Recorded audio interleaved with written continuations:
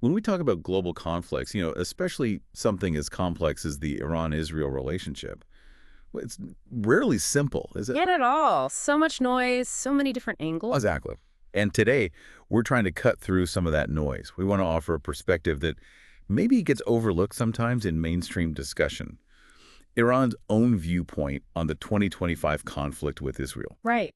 Our mission here in this deep dive is basically to pull out the key nuggets, the important insights from the sources we've looked at specifically through that Iran-centric lens, helping you understand their arguments, their implications. And understanding these diverse perspectives, it's not just academic, is it? In geopolitics, it's absolutely crucial. Hmm. The history between Iran and Israel it runs so deep. You've got geopolitics, ideology, security concerns all tangled up. Yeah. So getting a handle on an Iran-centric view, it's really essential if you want the full picture. It's a vital piece of the puzzle. Okay, so let's unpack this. Let's maybe start with the foundations, the context. Okay.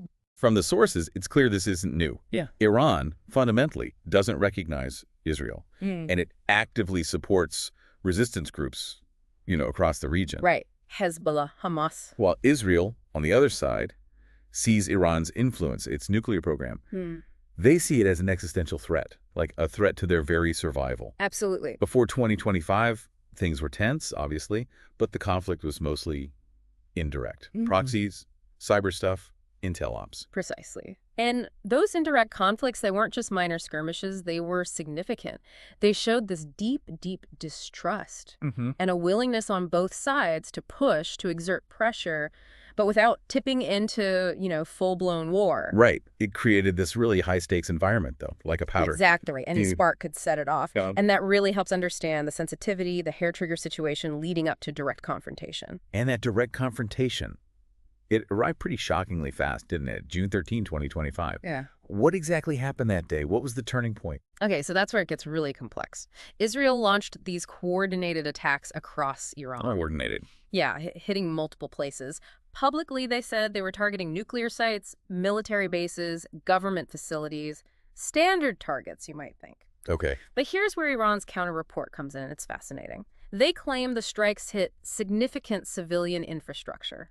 Civilian? Like what? Things like media buildings, government offices, even public security headquarters, not just military stuff. Oh, okay. That's a different story. It is, and critics of Israel picked up on this, arguing that maybe these strikes went beyond just defense, that maybe it reflected a strategy to destabilize Iran internally, not just stop a nuclear weapon. So destabilization rather than just prevention. That's the argument from that side, yeah, a broader goal. Okay, so Israel strikes. Widespread damage, claims of civilian targets hit. How did Iran respond?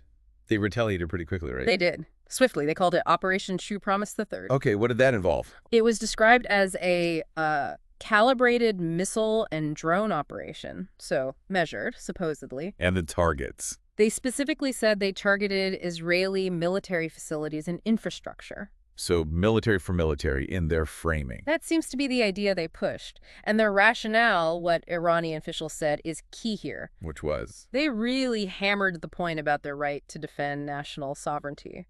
Under international law, they argued. The self-defense argument. Exactly. But crucially, they also stressed that their response was limited. They wanted to avoid a full-scale war, they said, but they also needed to deter Israel from hitting them again. So deterrence without full escalation. That's a tricky line to walk. Very tricky. And that declared intention, that calibration, is a really central part of Iran's narrative about the whole thing. Okay.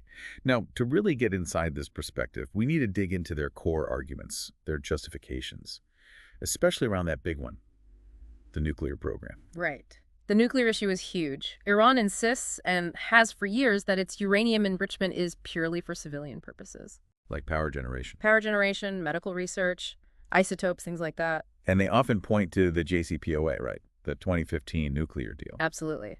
They point to that deal, which obviously the U.S. pulled out of later. Right. And they stuck to the terms of that deal until the sanctions came back, implying they were playing by the rules, at least for a time. And this connects directly to another major argument Iran makes, doesn't it? What they, and many critics, call double standards. Yes, that's a really powerful point from their perspective. And you hear it a lot. Explain that a bit more. Well, Iran points out, quite forcefully, that Israel possesses nuclear weapons. It's widely accepted, though unconfirmed officially by Israel. An undeclared arsenal. Exactly. And Israel has never signed the NPT, the Non-Proliferation Treaty. That's the cornerstone of global efforts to stop the spread of nukes. So Iran says, you have nukes, you haven't signed the treaty, yet you attack us over our peaceful program. That's the core of it. They see Israel getting a pass, being able to launch preemptive strikes, often with Western backing. And they frame it as a clear Western double standard in how Middle East policy works. It fuels this deep mistrust of, any framework led by the U.S. or its allies. It definitely raises big questions about fairness and the whole non-proliferation system. It really does. It's not just a rhetorical point for them. It's a fundamental grievance. Okay, so beyond the nuclear arguments, there's also a heavy emphasis in Iran's perspective on the humanitarian side, right? Yeah. And sovereignty. Yes, absolutely. Iranian analysts, but also international human rights groups, have strongly condemned targeting infrastructure that could be dual-use or purely civilian. Potential violations of international humanitarian law. That's the concern raised. The sources we looked at highlight really significant humanitarian issues. Yeah. Thousands displaced in big cities like Tehran, Isfahan. Right, you mentioned that earlier. Thousands displaced. That's a huge human cost. It is. It's easy to get caught up in the missile counts and the geopolitics, but the displacement, the fear, the disruption to ordinary lives, that's central to the Iranian narrative of victimhood and resilience. And looking wider now at the international reaction, it wasn't uniform, was it? Quite mixed. Very mixed, reflecting these deep global divides we see everywhere now. You had organizations like the UN, the Red Cross, expressing alarm, calling for civilian protection. Yeah, the standard calls for de-escalation and adherence to humanitarian law. Pretty much expected. But state reactions were more polarized. Definitely. You saw a stark contrast. Many nations in the global south, think Turkey, Russia, Brazil, they actually voiced support for Iran's right to defend its territory. Defend its territory. And called for Israel to show restraint. But then you look at Western governments, the US, UK, others, they mostly framed Israel's actions as legitimate self-defense. So echoing Israel's own justification. Largely, yes. Although it's worth noting, even within those Western countries, there were growing calls from civil society, even some lawmakers, pushing for a more balanced stance, questioning the blanket support. So not monolithic even in the West. No, definitely nuances there.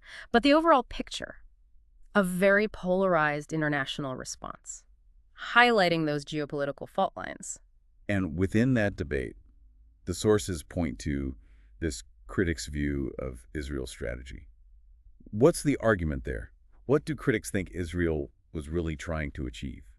Well, this perspective suggests Israel's objective wasn't just about stopping a potential nuclear weapon. Right. They argue the real goal might have been broader, maybe even regime change, or at the very least significantly weakening Iran's government, its institutions. And the evidence they point to. The timing, the sheer scale of the attacks, and crucially, the targeting of those non-nuclear sites we talked about earlier. The media buildings, the offices. Exactly. To these critics, that suggests a wider geopolitical aim. Some even see it as part of a bigger play for regional dominance by Israel, trying to sort of reshape the Middle East balance of power under the cover of a defensive action. Another layer of complexity. Always another layer. Always. It's never just about the stated reasons in these conflicts, is it? So where does this leave things? We've had the strikes, the retaliation, the arguments. What does this mean looking ahead? It sounds like a pretty dangerous standoff. It is. The sources paint a picture of an ongoing, tense standoff. Iran is vowing to stay ready to defend itself again if necessary. So the potential for more escalation is still there. Absolutely. Through proxies or potentially even new direct strikes, the region remains incredibly volatile. Is there any diplomatic path forward mentioned? Well, diplomatic pressure is definitely mounting. Iran, interestingly, has been calling for international mediation. Mediation by whom? They're specifically looking towards neutral countries.